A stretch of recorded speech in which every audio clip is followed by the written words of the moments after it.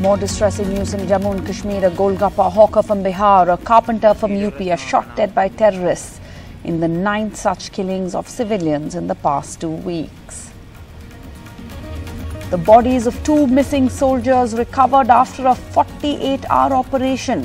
Casualties now stand at 9, the highest casualties in a single encounter in recent times in Jammu and Kashmir.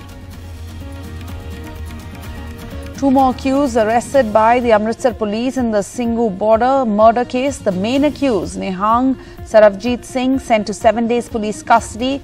2 more accused have surrendered in Amritsar.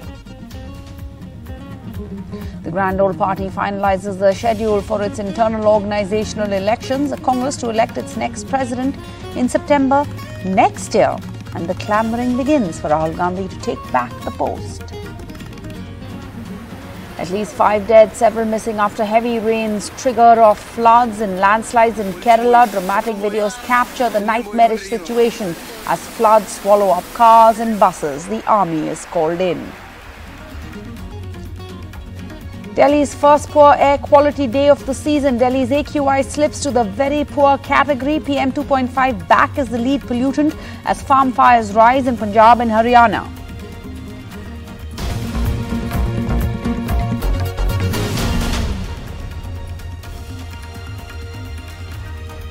A Golgappa hawker from Bihar and a carpenter from Uttar Pradesh have been shot dead by terrorists in Jammu and Kashmir on Saturday.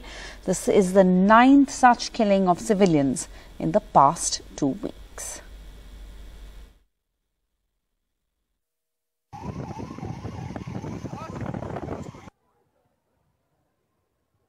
Well, they were the back-to-back attacks, target attacks on innocent civilians who have come here to earn their living. Poor people, one Golgappa seller. There are so many from outside who come here every year, earn their living. They believe they earn better bucks here to take care of their families. Early this month, the Golgappa seller from Bihar was killed in Srinagar when 3 civilians, including a famous pharmacist, was killed. And now we see 2 more killings. At a time when police have been saying, look, they have launched a massive crackdown, detained over 900 people who are believed to be separatists, having separatist links. There have been series of encounters, to be precise, but police said 9 encounters in last 1 week, in which 13 local militants have been killed, and some of them, according to police, were involved in these targeted killings. Yet we see 2 innocent people were killed. Arvind Kumar Shah, a Golgappa seller who was shot dead, who was fired from point blank in Eidgah area of Srinagar. A carpenter, Sagir Ahmed from UP, who was working, earning his living in Pulwama. He was shot dead, again, fired from point blank. So innocent people being killed. There are many speculation, many people are talking many things, why these things are happening. But clearly these people are being killed who they are.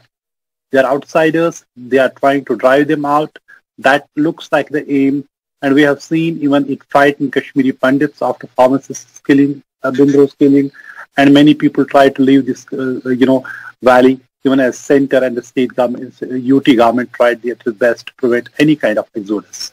Well, they were the back-to-back attacks, target attacks on innocent civilians who have come here to earn their living.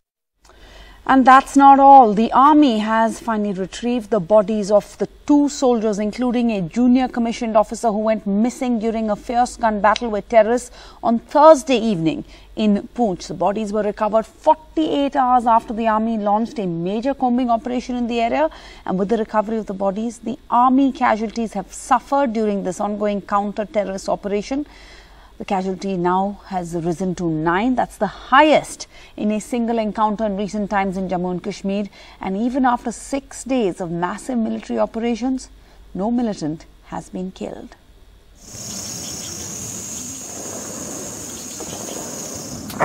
Heavy pounding in the forests of Poonch district of Jammu and Kashmir to flush out terrorists.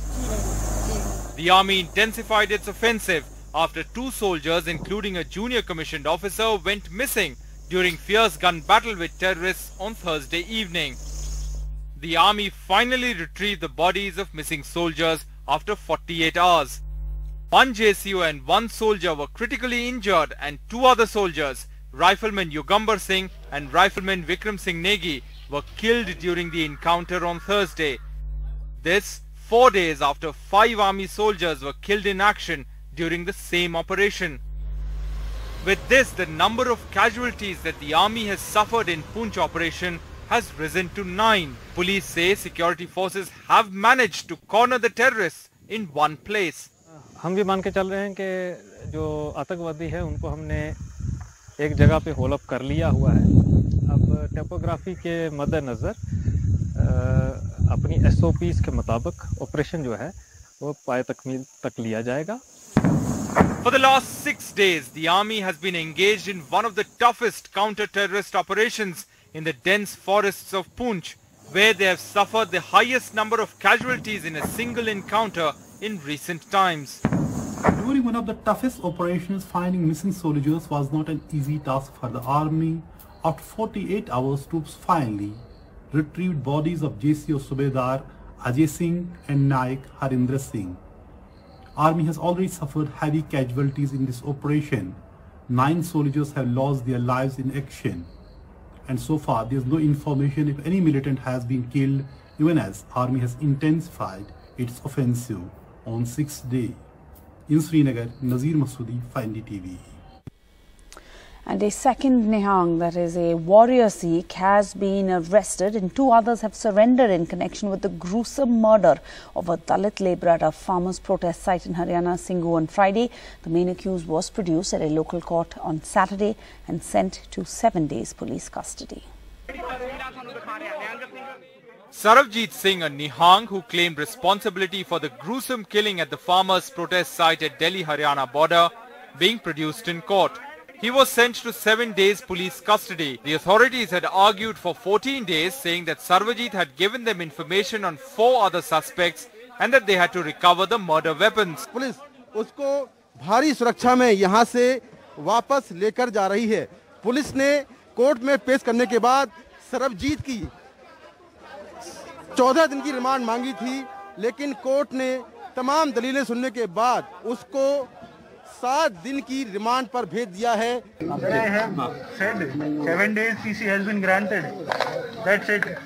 Thank you. A second Nihang has been arrested by the police in Amritsar. 2 other members of the Nihang sect have surrendered. The body of Lakhbir Singh, a 35-year-old scheduled caste labourer, was discovered early Friday morning at the farmers' protest site at Singhu. It was found tied to a police barricade with the left hand and the right foot cut off.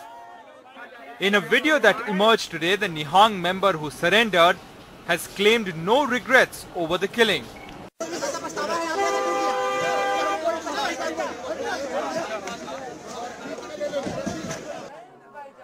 Family members of the deceased Lakhbir Singh say that he was lured to the Singhu border.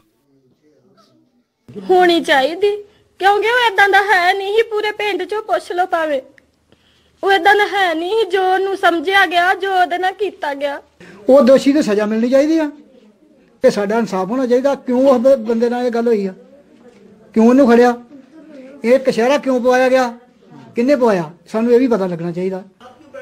The National Commission for Scheduled Castes has also asked for strict action in the matter. हमने जो पहले DGP Haryana सरकार और chief secretary को इसके ऊपर पहले से हमने सख्त कार्रवाई करने के लिए नोटिस भेजा हुआ है और उनसे रिटर्न फैक्ट्स जो हमने रिपोर्ट भी मांगी है। The Samyukt Kisan Morcha, the organization spearheading the farmers' protest at Delhi's borders, once again distanced itself from the incident and condemned it, saying that it will not make any difference to their agitation. आंदोलन पे कोई और नहीं पड़ता, ना आंदोलन का कोई मतलब है। गांव में कोई किसी का कत्ल कर रहा, देश में संविधान है, कानून है, अपना कानून अपना काम करेगा। Lakhbir's post-mortem report revealed that he had 37 wounds on his body. Several videos of the incident which circulated on social media have been noted by the police, who are using them to identify the accused. With Mukesh Singer in Delhi, Bureau Report, NDTV. And the Grand Old Party finalized a schedule for their organizational elections. The Congress will be electing its next president in September next year. And the clambering has already begun for Rahul Gandhi to take back the post. The Congress Working Committee meet got underway with Sonia Gandhi making it crystal clear that she is full-time and hands-on party president, telling the dissenting G23 there is no need to speak to me through the media. Sonia Gandhi's statement came after senior party leader Kapil Sibal had recently said that there is no precedent in our party, so we do not know who is taking all the decisions. In a clear message to the G23 or senior rebels of the Congress, party president Sonia Gandhi said the revival of the Congress requires self-control, discipline, unity and keeping the party's interests paramount. Undoubtedly, we face many challenges, but if we are united, if we are disciplined and if we focus on the party's interests alone, I'm confident that we will do well, Sonia Gandhi said. The entire organization wants a revival of the Congress, but this requires unity and keeping the party's interests paramount. Above all, it requires self-control and discipline. She also mentioned that I have also appreciated frankness. There is no need to speak to me through the media, so let us all have a free and honest discussion. अगर आज की कांग्रेस कार्य समिति का सार पूछें, तो वो सार है एक जमीनी स्तर का जन जागरण अभियान, कांग्रेस कार्यकर्ताओं से बड़े नेता की ट्रेनिंग, कांग्रेस के चुनाव की प्रक्रिया का समापन शुरुआत से समापन तक और एक जमीनी संघर्ष का आह्वान. The organizational elections in the grand old party will begin with the membership program starting November 1st. The block level elections across the country will be held between 16th April 2022 to 31st May 2022 and the state level elections between 21st July to 20th August 2022. The year-long election process will culminate in the election of Congress President on 20th September 2022. Entire Congress people of the country is unanimously thinking that Rahul Gandhi is the capable leader of the Congress party. The grand old party will get its new president in September next year. Sources say in the CWC meet, almost all the members urged Rahul Gandhi to become the party president again, for which it is learned Rahul Gandhi responded saying he will consider it. With camera person Sanjay Kaushik and Mohammad Moslin, this is Arvind Gunasekar for NDTV. And fuel prices hit yet another all-time high. Petrol and diesel prices continue to rise across India for the third consecutive day. After a break in 2 days, fuel prices have been hiked for the 10th time in 12 days. The prices of petrol and diesel in Delhi now stands at 105 and 94 rupees per litre respectively. And the restaurant business, already hit hard by COVID-19, is especially feeling the burn.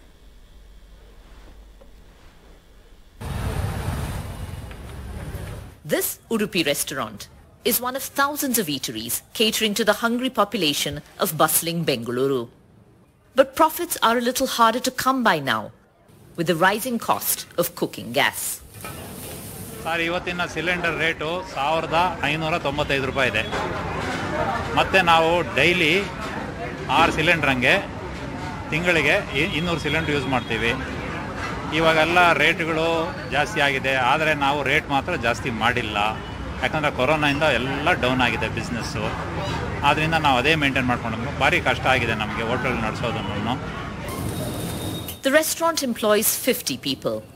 Another reason the management is carrying on, even as profits take a hit. Smaller eateries are also badly hit by the double blow of COVID-19 and rising gas prices. अभी दाम तो 1600 रुपये हो गया, क्या कमाना क्या देना, रेंटा तो पूरा बढ़ गया, बिजनेस तो पूरा मर गया. दिन पे रोज पे 1 सिलेंडर यूज करते हैं सर, तो महीने को कितना हुआ सर? 30 सिलेंडर हुआ. 30 सिलेंडर इंटू होगा तो डालियो साहब 50,000 सिर्फ सिलेंडर पे रखना पड़ेगा. Many smaller restaurants had their shutters down during the festival days, usually a time of good business. With DM Kumar, Maya Sharma in Bengaluru for NDTV. And God's own country is feeling the rains. At least 5 people have now been killed in heavy rain-related incidents in Kerala.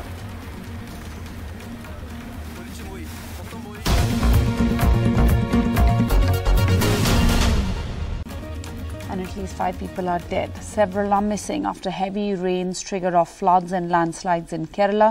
The army has had to be called in.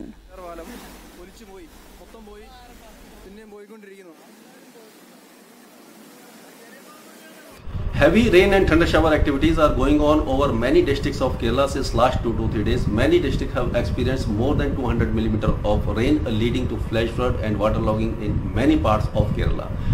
The region of these rains can be attributed to the low pressure area which is over Southeast Arabian Sea and adjacent parts of Kerala. We expect these rains to continue with heavy intensity for another 24 hours. Well, there's been extremely heavy rainfall in several parts of Kerala. Among the worst affected perhaps would be Kottayam, the rural parts of Kottayam, after a landslide and then flooding that followed. You've seen some dramatic visuals from there. On screen you can see that where people are being evacuated from a bus which is almost 3/4 submerged, how cars or vehicles are just being swept away. There's also been flooding in those visuals as well. You can see on screen of flooding in Pathanamthitta district. There's been extremely heavy rainfall in other parts as well. 6 districts have had red alert. Another 6 districts have had orange alert. All this, according to IMD, is likely to last till early tomorrow morning, and then subsequently the intensity of rainfall is likely to decline. On state's request, army has been deployed. A column of army has been moved to Kanjurapalli in Kottayam. That's the area in and around that place is among the worst affected. Air Force is on standby. There's been assistance sought from Navy for airlifting families that have been stranded in those areas, in those flooded areas where it's been very difficult for rescue teams to reach there because of the terrain and the challenges there. Chief Minister has said all possible efforts would be taken. Alerts have been given out to people who are in low-lying areas. Evacuation is going on for them as well. Relief camps are going to be opened in districts, and they have to follow COVID protocols according to the Chief Minister. According to IMD, why is this heavy rainfall? This is primarily because of the low pressure that has developed in Southeast Arabian Sea off the coast of Kerala and is likely to start declining in intensity starting Sunday. So that would bring in some relief, but there would be isolated heavy rainfalls in certain districts even on Sunday. With camera person SP Babu, Sneha Koshi for Indie TV.